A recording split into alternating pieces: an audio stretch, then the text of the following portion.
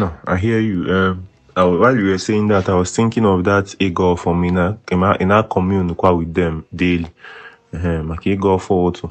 Enwere a trilogy. One bụ Igor for otu. Two bụ ịchụ aja, which is in eme. Igor for otu, which is in eme. The third one bụ idebe nsọ. Na mmụọ gị nwee nsọ. He mentioned nke ahụ, so nke ahụ nwekwa ike ịbụ another place where, because look, I was talking with a guy yesterday in alụlụ m ọrụ mmiri a, ọ sịkwa na ọ na-achụ aja, ma m na ọ chụ aja, mana nke ya na ọ ka na slack on the commune with mmụọ ya everyday, ịkpọfa assembly gwafa na nekata ya esi wee dị. Then another one abụli idebe nsọ ahụ, yọta. So onye akwụkwọ about that idebe nsọ side na ọ makwa na nya wee notice go self, because nsọ ya na idebe nsọ bụ Igoo Mmuo bụ a self-policing thing. Nobody's going to tell you, are you doing this? Don't do this, or you go to hellfire. Nothing like that.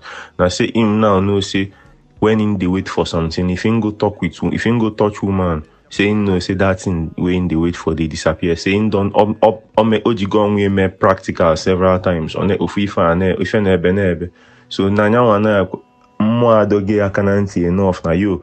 This thing now way they do, they bring setback to you. So amalom all go and imagine no if you just watakwa nuchi share with you. So onye Igoo Mmuo ya na go forward, because no bu akajiofo of his Mmuo.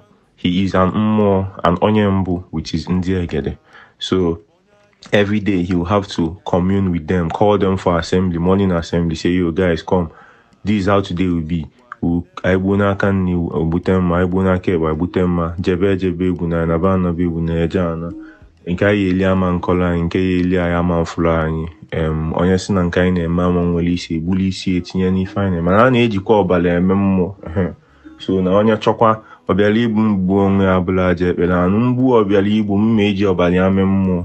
Yọta na onye abụọ animals mi. Ada ndawa mbụ na onye ya na-achụ aja, ọ bụrụ na aja akwa, ọ bụrụ na aja ihe dịka fon na-esi n'imego m ife mmiri gị. Enwere ike amalọ m ime gị echi gị, amalọ m ịchụgolu ndị ichie aja, amalọ m ịchụgolu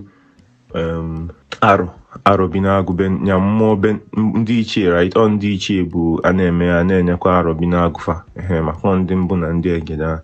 Amalọ m imego ị na-emekwasala aka maka ndị otu, yọta ndị egede kwa ndị otu ụmụ mmụọ so gị na imeela ụmụazị imetafa mma, yọtago. So aja a na-achụ abụlọ sọ ọlụ mmiri.